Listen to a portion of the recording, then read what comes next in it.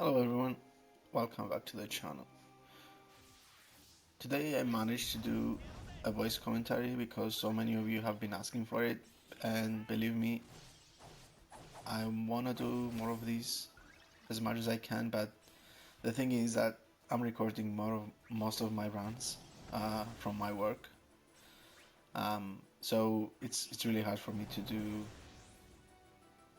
commentary or voiceover in this case in many of my videos. Okay, for this one, I thought of doing something fun. I brought my Dark Knight Cecil and Pandemonium in order to capitalize on his launches. And since the boss is a single target fight, I thought that it should work really nicely. I brought the gold best friend because I wanted to skip bringing Aranea, and yeah, that's what we mostly have in our friend list nowadays.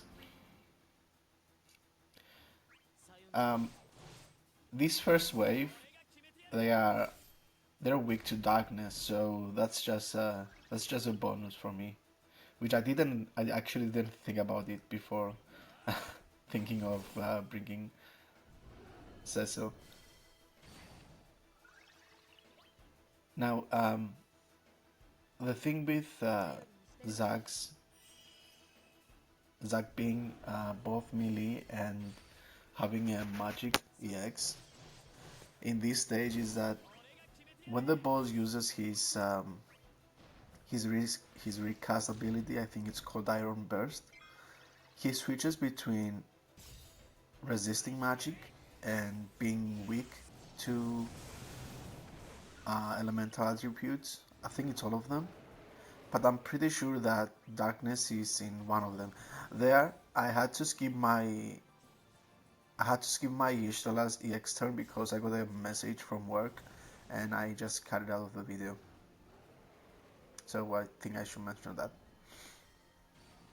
But anyway, um, what I'm gonna try to do is I'm gonna try and delay the boss uh, switching to magic resistant stuns to get as much damage out of my Zac CX as I can. And when he finally changes to his magic resisting phase, I'm just gonna let him do his recast ability without delaying him much with Yushtola, so he can go back to taking damage from magic again. When he is in his element weakness stance, um, our Dark Knight Cecil will be doing weakness damage because um, thanks to the elemental weakness change that we got a few weeks ago, it doesn't matter if your attacks are melee, ranged, or magic, as long as the target is weak to their attribute, you're gonna be hitting for weakness damage. So yeah, you're gonna see that at the end, Golbez is pretty much gonna be useless. I mean, except of his damage, I guess, but you will see that his damage is not as high as other supports, and I could have gotten the same result out of any other friend support I brought. The other thing that you're gonna notice about this team is that they all have the last stand passive, which means um, if they are above 50% HP and they take a lethal hit, they're gonna drop down to 1 HP, but they won't die. In Dark Knight Cecil's case, he only has to be above 20% HP, which is amazing. So the boss at the last stages of the phase, his recast ability changes from Iron Burst to Iron Burst Plus, and that hits um, around 35,000, I think, split among 3 targets, it's pretty much a lethal hit for the whole party if you don't have a way to avoid it. So I thought that with this team, I shouldn't have any problems with it. And yeah, you're gonna say that Y'shtola doesn't work well with Dark Knight Cecil because she keeps healing him back to full health, and he loses his uh, plus variants of his skills. But that's just a thing that we have to work around. Every healer is gonna have a problem with Dark Knight Cecil in the party. Or I should say that Dark Knight Cecil will have a problem with any healer in the party. And the other thing that you have to keep in mind that if you bring a tank in this fight, especially a strong hitting tank like Zack, he's gonna get pushed back many times. So that's something that you have to keep in mind. When my Dark Knight Cecil is in low HP, I'm gonna try to use his Valiant Blows as much as I can to get the max value out of the plus variants. Yeah, this boss has a very high defense stat, mind you, because my Zack has almost perfect artifacts, and he's he will be hitting for nothing as the fight goes on.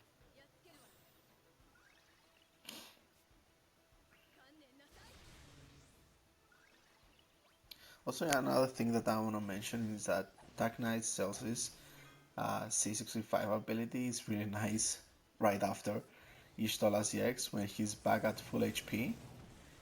You can use his C65, drop below 50%, and then um, go on and use his plus skills. Now, you can see here that the boss is in his um, no resisting phase, so my Zack can deal as much damage as possible with his EX. So I'll try to resist to delay the boss as much as I can with Y'shtola.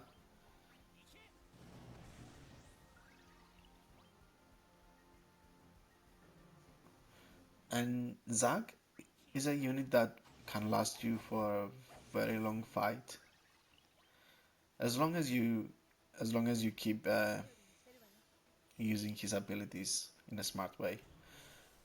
I went for the Medica there instead of the EX with Y'shtola because the boss was about to do his Iron Burst, so I wanted to have the healing in my back pocket just in case. But yeah, when you get the chance to abuse Dark Knight Cecil in fights like this, you will see that um, he actually performs quite well. His attack is over 3000, which is like the baseline for Chaos usability, I should say. And his EX keeps giving him back skills, much like Y'shtola and Yuri. So he can keep going. As you can see there, I'm gonna be using either Medica or HP Plus with Y'shtola because I want him to change out of this phase. I want him to use his recast ability as fast as he can.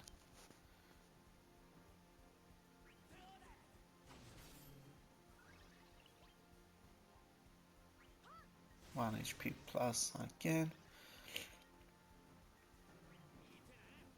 The only time I'm using Zack's Rush Assault is when I want to refresh his buffs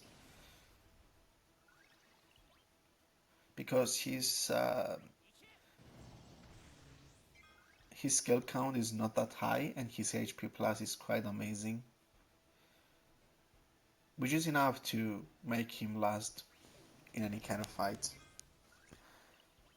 Okay, there I went for stone, um, because I wanted to I wanted to push the boss back in order for my Zack to taunt him again, because he only had one turn of taunt on him, and that could have resulted in a very dangerous situation. Now, I don't care if my Cecil gets broken. Actually, in fact, I want him to get broken. I want him to go into as much low HP as possible.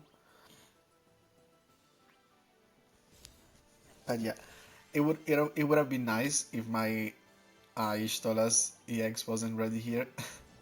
But if I have it ready, I'm gonna use it either way.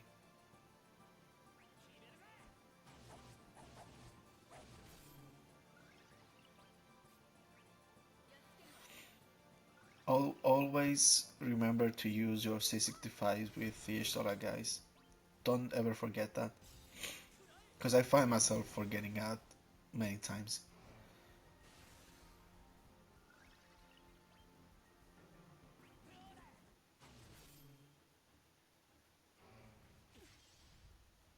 Right?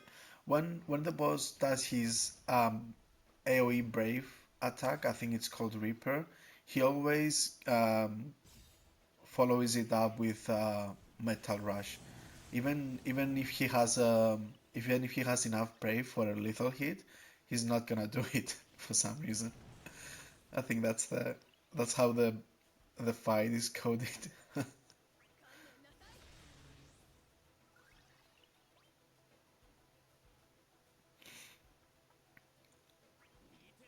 Here I had a few more turns left on my Rush Assault buffs, but the boss was getting low on HP, and quite a few I had quite a few skills left.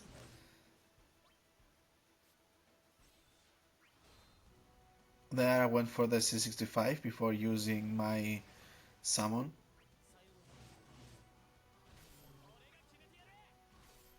and you can see, because the boss is not in his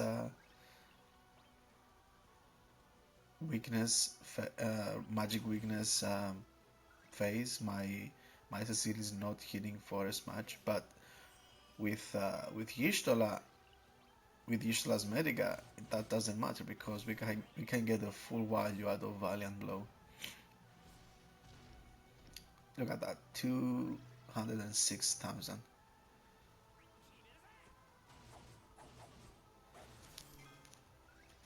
Now, like I said earlier, um, the reason I brought this team is because of their 1 HP passive, the last stand, which lets them live even if they take a lethal damage. And you're gonna see in a bit that I fucked that up quite hard.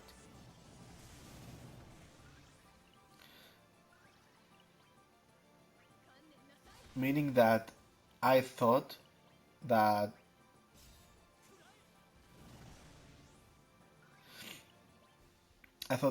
this was going to be his Iron Burst Plus,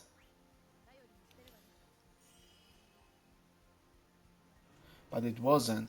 So in order for me to finish him in less than 100 turns, I I was forced to bring my Golbez in, because my Cecile was out of Valiant Blows, and he wouldn't have the damage to finish the fight. So if I had brought in my Golbez before the last Iron Burst, the fight would have gone much better, because my Golbez has 3 more turns left right now, and the boss is pretty much ready to go into his Iron Burst again. So don't do as I do, but do as I say in this situation, because you'll see that this Iron Burst is gonna be his plus, unfortunately.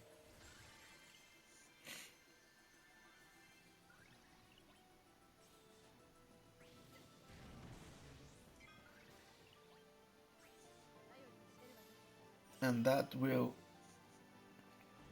result in Golbez dying. But as you all know, friend support dying does not count towards stage deaths, but it does count towards stage damage, and the limit for the damage requirement you can have in this stage is 20,000. So I thought if I can heal up my whole party before finishing the fight, I will be able to go below 20,000 damage, because Golbez only had, I think, 13k HP, something like that.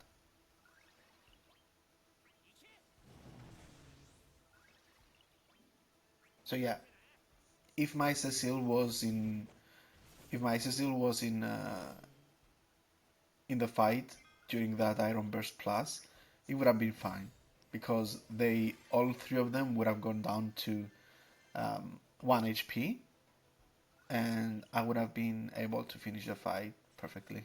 As you can see there, my damage is 12k, I think, just because that's the amount of damage Golbez took before dying.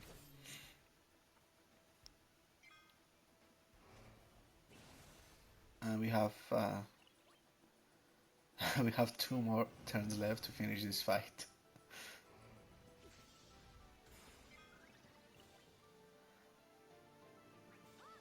And that will do it.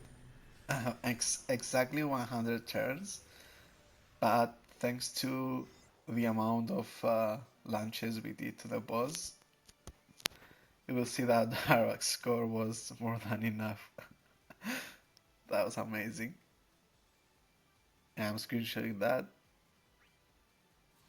And stick around at the end of the video for my unit's artifact passives. Right, I hope you enjoyed this voiceover commentary, guys. This video was recorded yesterday, but I only had the time to do this today. Like the video if you did. Consider subscribing to my channel for more videos like this. Share this with your friends if you want. Show them how you can use Dark Knight Cecil with Pandemonium when the stage is right.